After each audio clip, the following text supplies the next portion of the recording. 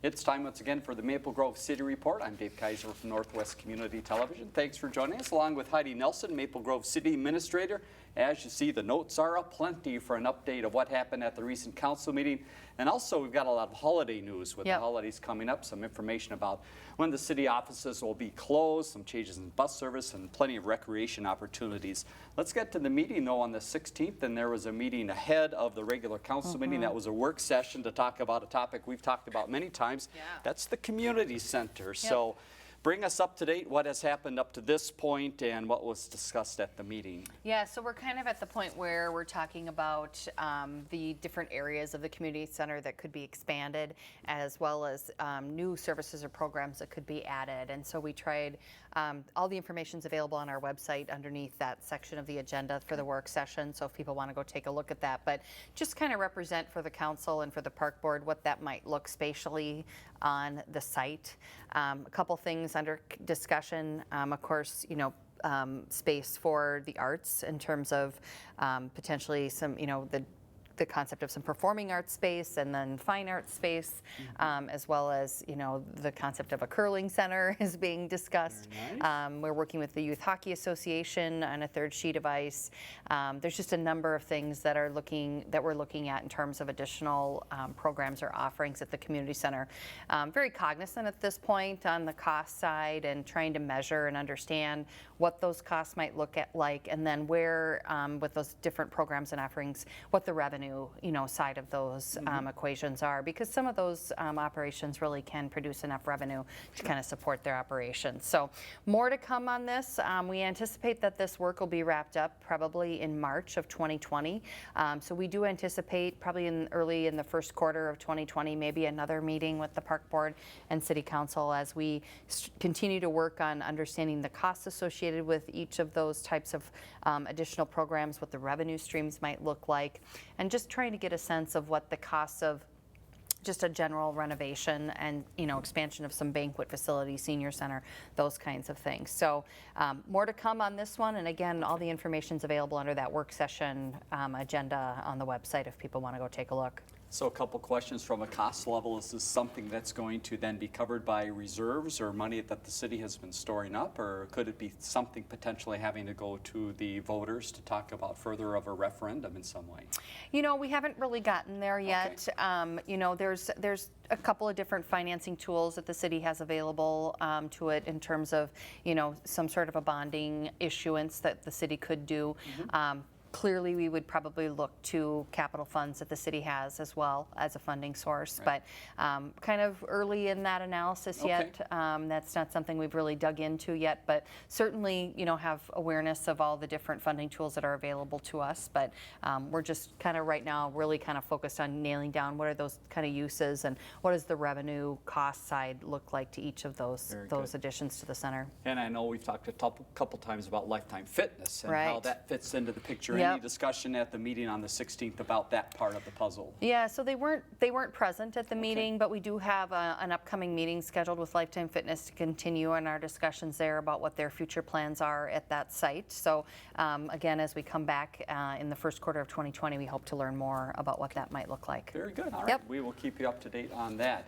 Now to the meeting on the 16th, about 50 minutes long. The first item was from the consent agenda, and this is more of a formality, but an important formality to talk about the city budget. So this was crossing the finish line of the budget race. Yeah, so we had our formal budget hearing on at the first meeting in December 6th. So, no, December 4th. December 2nd, sorry. I was backing up my days there. So we got through that budget hearing. So I think this was kind of more just an acknowledgement of all the work that goes into the budget. Steve Hauer, our finance director, and his team, as well as all of our directors, you know, each of the departments contributes to the budget process. And so it's really, we start on the budget, you know, way back in April, May timeframe. We finish up the audit from the year before, and then we get started into the budget for the next year. So tremendous amount of work goes into the budget. And, you know, I think the council council really focused on keeping the budget conservative this year. Our levy increase was about 1.6%. We're one of the lowest in the metro area. And so I think a good budget year and good outcomes. We're adding a couple positions within this new budget in the police department, and then one part-time to full-time transition in the community center. So I think good budget year, and I think the council just wanted to extend their appreciation to the staff that contributed. Congratulations to staff on all the great work. Moving ahead on the meeting on the 16th, there was one public hearing. This relates to a business in town, a restaurant that is changing ownership and changing name. Give us a little background there. Yeah, so this was formerly Kyoto Sushi. It's still through the end of the year, but they've sold the business to Akame Sushi. So not changing locations. They're over kind of right next to JCPenney over there, right off of Weaver Lake Road, 94 there. So this, anytime a business sells and they have a liquor license, we have to kind of start over, do a new liquor license, do all the background information on the new owners, that kind of a thing. So it's kind of a full process again. But this liquor license then brings them through the midsummer when our liquor licenses expire, and we go through the process again. So representatives were there, this ownership change will take place right after the new year, and they don't anticipate a lot of changes to the operation, so it'll probably feel a lot the same. I think they do the all-you-can-eat sushi, and I think they're maintaining that program there. So all right. Yeah. Sushi lovers, get out there and take a look in 2020. Yes. Community development items, there was one that took a little bit longer time, and this is something we've been following through the process, is solar energy in Maple Grove. Tell us about this step with the firm called Apex Energy Solutions. Yeah, so we've been working with Apex on developing a program for solar on our municipal facilities. This is kind of the first, or maybe the second step. We've done some smaller installations previously, but this is kind of a larger installation up on our Public Works facility, and then a ground mount installation that on the water treatment plant site, which is just to the south of Public Works up there. So this, we brought this forward, this letter of intent. The tax credits change in 2020 from where they were in 2019. So this allowed us to take advantage of that better tax credit rate in 2019, but complete the project in 2020. So we'll be working on this, getting that constructed during the summer months of 2020 to get that solar installed up there. Again, information, Apex put together a presentation, so if you're interested in kind of what the financial return is for that, or what the offsetting, what we're offsetting from our electrical use in that building, information's available about that through the agenda there on the website as well. Very good. Yes, some important numbers there of how that will pay off. Let's talk about the next item under community development. It was the massage licensing. We've talked about this a few times again. This is updating some ordinances within the city. Tell us again what was decided and how information is being sent out to some of the businesses as well. Yeah, so this was really kind of strengthening our massage licensing in terms of information that we require from the individuals that are conducting the services in the businesses, and then creating some tools for us to be able to follow up when we have issues. We have had issues in the community where we would have, criminal sexual conduct or sex trafficking type activities in businesses, and so we want to make sure that for our residents and the folks coming here to seek those services, that we're doing good business in our massage businesses. And so we think that these changes to that ordinance will really help us both in making sure that the people that are coming in to do this on the front end are qualified and they're here for the right reasons, and then give us some more tools to follow up should we encounter any problems. So we did send communication out to our massage businesses in town, letting them know that we were going to be making these changes to the ordinances, so trying to keep them in the loop. We don't want to put undue burden on our businesses, but I think a lot of the good operators in town appreciate that kind of follow-up and management really of that. So hopefully this will help us here at the local level. This has kind of been an issue that we've been working on for a long time, so nice to get this ordinance change across the finish line, and we'll be working on implementing it as the licenses come due again. And my guess would be similar to what happens in other cities within the state of Minnesota. So this is this a trend that's happening with a lot of cities related to these businesses? Yeah, a lot of cities have gone through the process of making these changes, and there's been a lot of advocacy for the state to take on some responsibility with licensing of massage therapists, so that there's, so that you're not having to go to every city that you're practicing in and go through a process, but rather that could be managed at a state level. It would still allow us at a local level to license the business so that, if we had any issues, Right. we could deal with that. But we do think there's a role for the state here because, people do move around a little bit. So in absence of that, we think this is the right solution for us today. All right, possibly more to come on that. Let's Yep. go to a couple other updates from community development, some things that are coming up in upcoming meetings, but also the restaurant fun in town continues. Give us Yeah. a quick list. We have 5, believe it or not, that are in the process of either already open or soon to open. Yeah, so Pizza Karma celebrated their ribbon cutting grand opening a few days ago, and then Tandoor India up at the Grove will be opening soon. Banshan Asian Fried Chicken over at the Village Arbor Lakes, and then we have Wahlburgers coming over at the Village Arbor Lakes as well. So a lot of new opportunities for dining in Maple Grove. All right, coming get on out board. and enjoy. Let's Yep. move ahead to some things that are coming up for community development and the Planning Commission in late January. A couple discussion points, Elm Road and Project 100. Where Yeah. are these two areas and what's happening? Yeah, so we recently received submittals for both of these projects.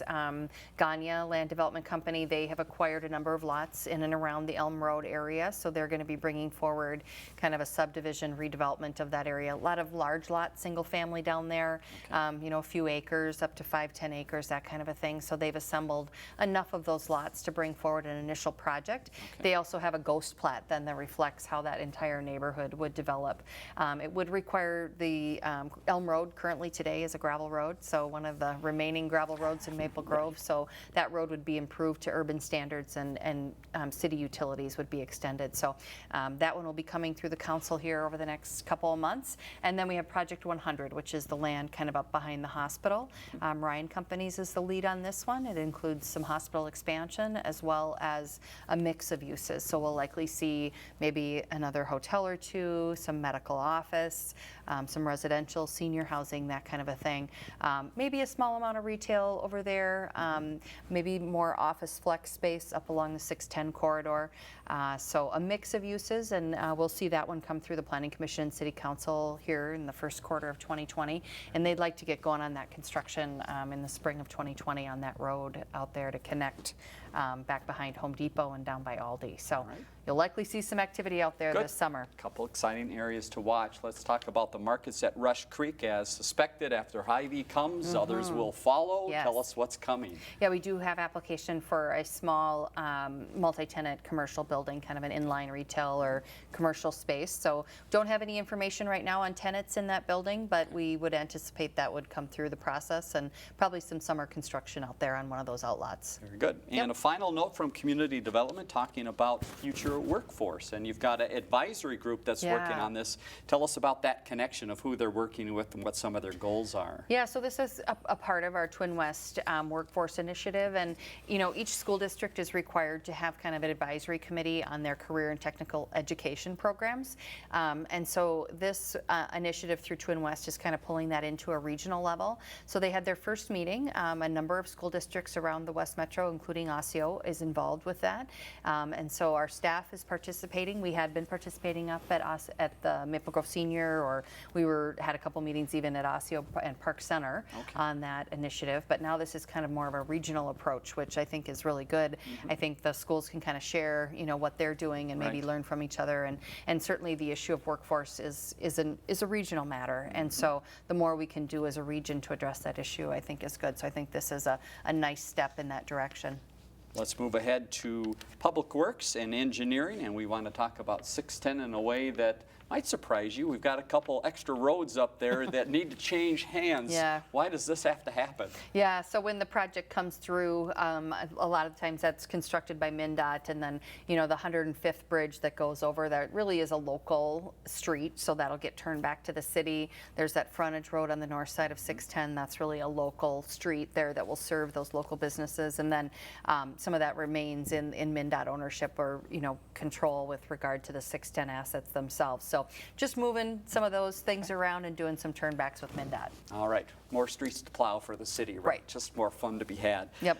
Quick update that you had at the meeting was talking about the first meeting in January, a couple things that occur on a regular basis there. One, some organizational items, and two, you look to the legislature. What happens there? Yeah, so we'll do all of our organizational business, our council liaison appointments to the various organizations, boards and commissions, those kinds of things. And then we'll also be updating our legislative agenda for the 2020 session. And Ann Lincheski, our lobbyist that works for us with regard to our funding for 610 and the range expansion, will be there to talk a little bit about some forecasting for the session. So we'll see that on January 6th. We'll give you an update on that the next time we get together. And there was one other meeting, a rather short meeting, but this was the EDA and their chance to talk about their budget. Again, quickly, the EDA, for people that might not know, what is that body? And one of the main things they work on is scattered site housing throughout the city, and maybe explain how that works. Yeah, and people might recall that we've historically had an HRA, a Housing and Redevelopment Authority. In recent years, we added the Economic Development Authority to that, and so really it's an economic development authority that has HRA powers under the state law. So different things that an EDA can do in terms of supporting economic development projects, and then HRA, as it states, is primarily focused on kind of redevelopment and housing activities. So historically, we've levied about $150,000 in support of our various housing programs. That has remained consistent, I think, since 1999, so no change to that this year. It's that same $150,000 levy, and those funds really go to support housing programs in Maple Grove. Very good. So that is your wrap on the meeting from the 16th. Again, a lot happened there. Next meeting is on January 6th. We'll give you some more of that information at the end of the program. Let's talk about some other things happening in the city. Always fun to see what else is up and what you might get involved in. First thing to note is you've got some changes in timing related to the holidays of when things might be running. Give us that quick rundown. Yeah, so City Hall will be closed at noon on Christmas Eve, December 24th, and then closed, of course, all day on Wednesday, December 25th. And then we'll also be closed on Wednesday, January 1st for the New Year's holiday. We'll be open all day on New Year's Eve. Some changes of our transit services. So limited service on Tuesday, December 24th. So make sure you check the schedule, check our website for that information. No service on the 25th. We do have full transit service on New Year's Eve, December 31st, but we have some extra routes coming back earlier in the afternoon. So if you want to come home early that afternoon, we can make that happen for you. And then, of course, no transit service on New Year's Day. Okay.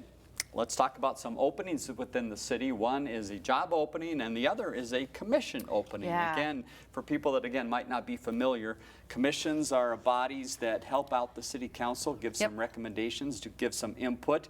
What is the commission that you're looking at right now? This is an important one. Yeah, it is very important, Planning Commission. So Planning Commission meets twice a month, so it is a bit of a commitment, but it is really kind of a fun opportunity to get involved in reviewing all of the development applications that come before the city. Planning Commission has some statutory responsibilities in terms of, responding to development applications, and we have a code that describes what can and cannot happen in terms of development. So kind of a technical aspect to the work as well, but it has great staff support. Staff does all the work, and so presents all that information to the Planning Commission for their consideration. So looking for Planning Commission applicants, open through Friday, January 3rd.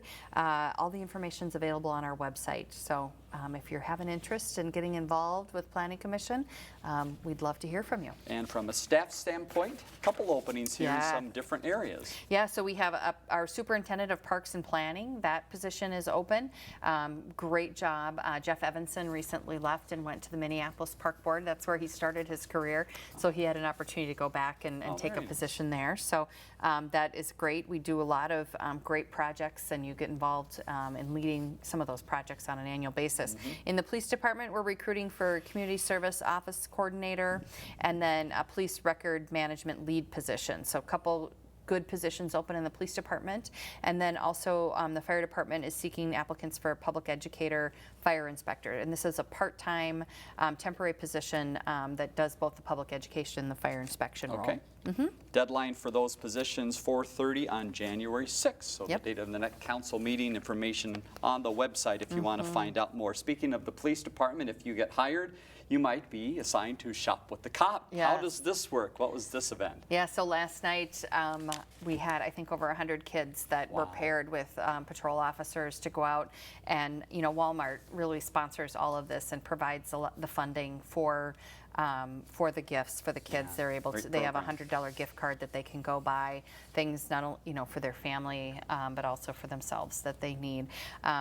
Great. We had some donations from the community this year, so each child went home with a $50 Cub gift card for them to buy food for their family during the holidays. And so some great support from the community. A lot of our officers, do this on their own time, and so it's a volunteer type of thing, and a lot of work. Todd Strigi coordinates all of this. A lot of work goes into putting these plans together. They all get on school buses and they go to the community center and they pick up the kids, and then they go up to Walmart and they come back and they have pizza and they wrap the gifts, and so it's really a great event. And some Rotary Club members were along for the ride last night as well to help out. So this is a real feel-good event for everybody towards the end of the year, and really helps out some kids in need in the community and making their holiday a little bit brighter than it might have been. So very, very nice. Yes. And another way the community stepped forward to help out was through Toys for Tots. You had a lot of sites around town. Give us the recap of that process. Yeah, so we wrapped that up. I think it was late last week, and all those toys were delivered down to Care 11. I haven't heard the final numbers yet, but I can tell you there was a huge pile out in front of the Christmas tree in the police department. So always a great event. All right, speaking of the holiday shopping season, there's always an initiative that goes on related to protecting the shoppers, helping people be safe. How does this work? Where are some of the areas and who's involved in that? Yeah, so we always see a spike in retail theft during the holiday season, usually on the rise between 20 and 35%, and generally, around the issue of shoplifting. So we do deploy a number of different things in the community. We have a mobile surveillance trailer that gets, with a camera system that gets deployed in some of our retail areas. And then, we just do a lot of outreach with our businesses, and sometimes we're talking with their corporate ownership folks, because they can help, and we can kind of coordinate what some of their theft reduction initiatives are. So this is a very successful program. I know our retailers are very appreciative of these efforts, and so this is a big component of our Safe Streets unit work during the holiday season. So be safe out there during your holiday shopping. Let's talk a little bit about New Year's Eve. You're going to bring the beach to town. Where will the beach be, and how can I get involved? Yeah, so New Year's Eve from 2 to 6 p.m. over at the community center. The cost is $10 per person. Concessions are available for additional charge. There's inflatables, crafts, games, much more, and then they do a big balloon drop countdown at 5:45 p.m. So you're home nice and early to do whatever else you'd like to do with your evening. So you can get the tickets on our website, but they're also available at the door for a little bit more, $13. So, and then the community center closes at 1 p.m. to prepare for the party. So it's really open just that afternoon for this special event. Yeah. Fun event. All right, let's talk a few recreational opportunities in town during the holidays and throughout the winter. One would be skating. So you have a couple different skating opportunities. One that's been open already, and another we hope is open soon. So the skating loop has been very busy. We had the Skate with Santa event last Saturday, and that was great. And they celebrated the tree lighting over there with the additional lights in the trees that the Maple Grove Rotary Club did, which looks really beautiful over there. But the loop will be open. I think, once we're open, or once school's off here, I think school's out as of Friday, extended hours during the holiday break, and so our website has all that information. They are trying to get the outdoor rinks open. I don't think the weather's going to cooperate with us here as much as we all will enjoy. 38 over the weekend and some sunshine as we complete our holiday shopping. It gets tough for trying to create those outdoor rinks. We really need really cold temperatures to do that. So we were projecting that those outdoor rinks would be open on December 21, but maybe keep an eye to the website, because we're going to be dealing with some warmer temperatures here. All right, but it will cool off again, and when it does, if you need some exercise, you might want to go inside to get some exercise, and the community center is a great place, but another is the sports dome. How does that work? Yeah, so we were able to work with Osseo area schools to amend our agreement up there for the dome to open up that walking track to the public Monday through Friday mornings from 7:30 to 9:30, and then 5:30 to 9 p.m. as well. And then Saturdays are 8 a.m. to 9 p.m. So couple different hour blocks of time, really kind of during the bulk of the school day. It's not open, but that morning couple of hours, and then in the evening, and then Saturdays. So great place to walk in there. It's a little bit cooler, mid-50s type temperature. So with a light sweatshirt, and it's really a comfortable place to walk to get out and do some fitness during the winter months. All right, so wear off all of those cookies and the extra eating during the holidays, exactly. right? There's a spot to do it. Heidi, thank you very much for the information. Appreciate it once again. Let's leave you with some contact information if you want to find out more about some of those job openings we talked about. Again, some of those important items on the council. Again, more information here about the community center and some of the other projects going on. The next meeting is Monday, January 6th, 2020. As you see, 7:30 at the Government Center. Phone number at the bottom of the screen, and our viewer response line 533-1710 for questions or comments about the program. For Heidi Nelson, I'm Dave Kaiser. Thanks once again for joining us.